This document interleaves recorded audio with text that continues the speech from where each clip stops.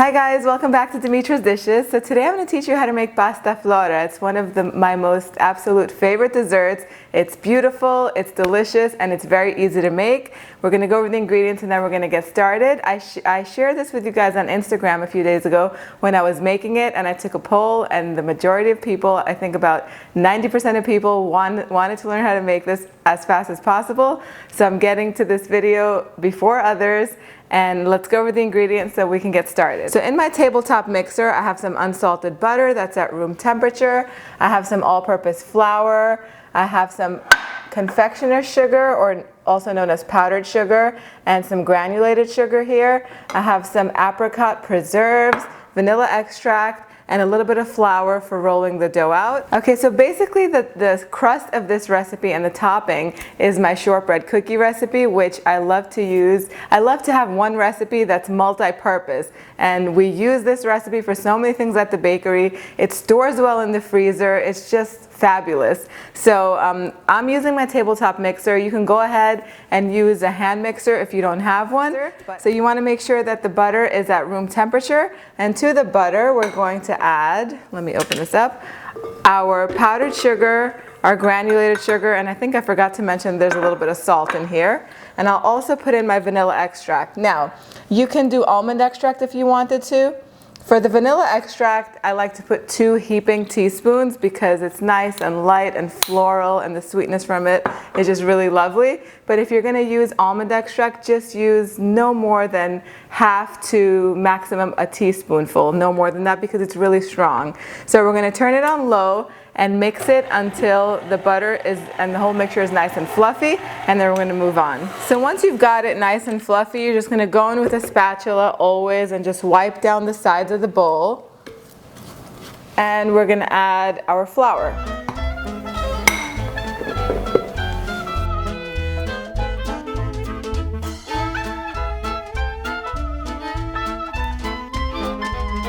That's it, it's done. We're going to take it out of the bowl and move on to the next step.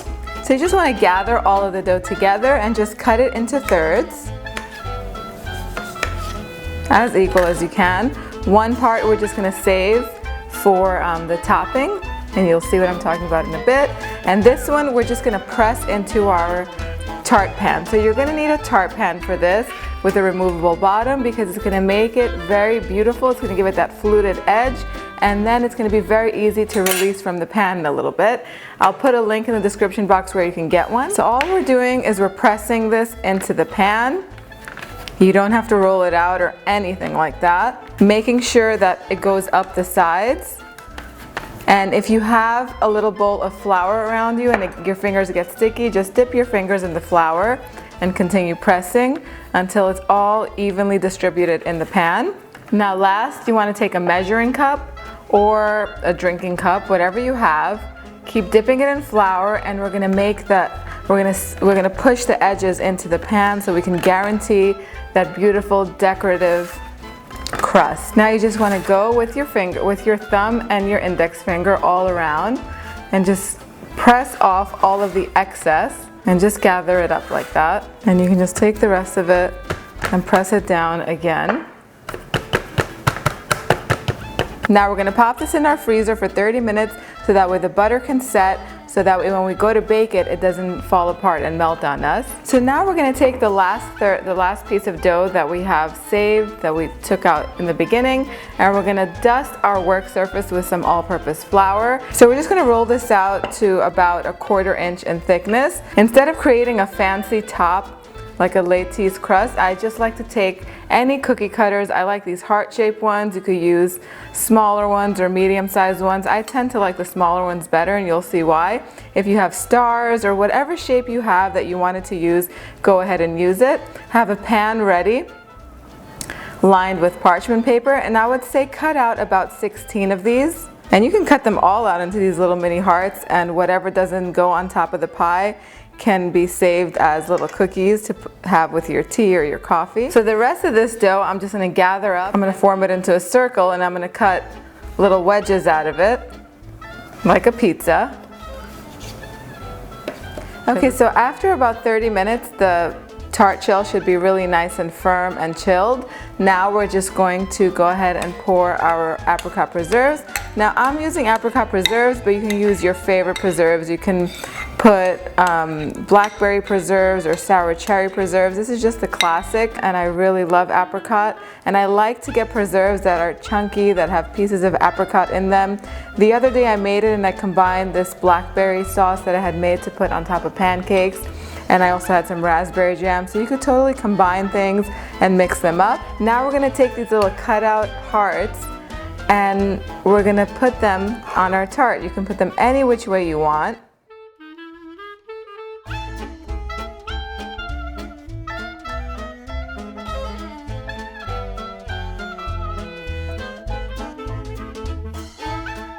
Then I'm just going to take a little bit of granulated sugar and just put it on top of each of these heart cutouts.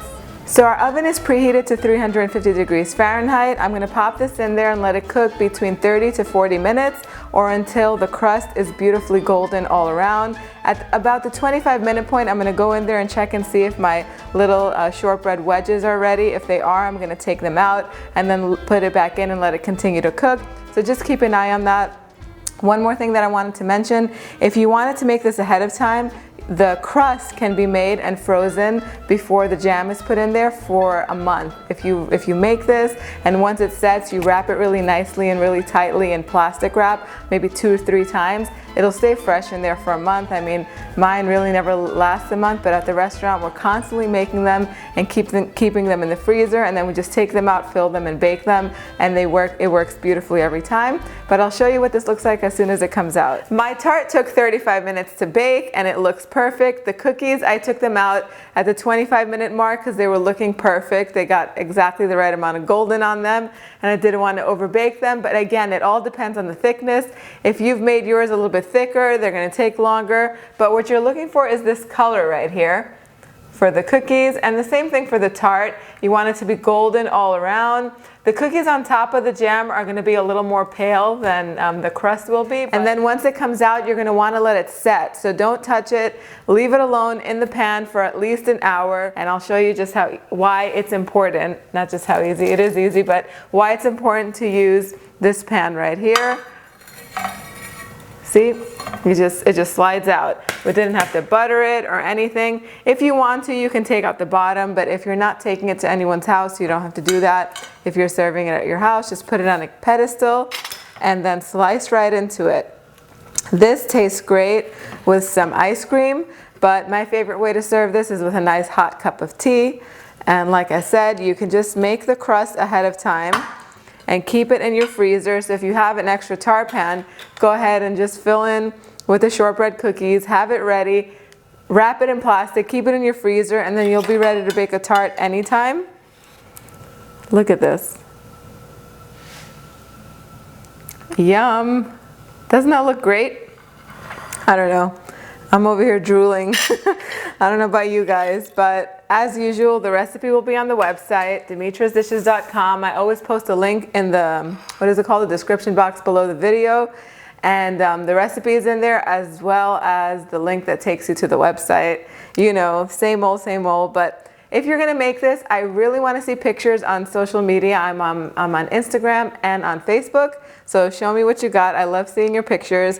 Let me know in the comment section what you'd like to learn how to make next. I can teach you more sweet tarts. At the bakery, we make this delicious fruit tart with the same crust and a cream filling. It is to die for, especially now that the weather's getting warmer and you wanna use up those berries and fruits that are in season.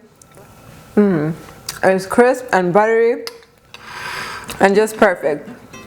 You can make this a day ahead of time and store it in your refrigerator and then take it out, let it come to room temperature before you serve it. Thank you guys so much for spending time with me today. I will see you all next time. Bye everyone.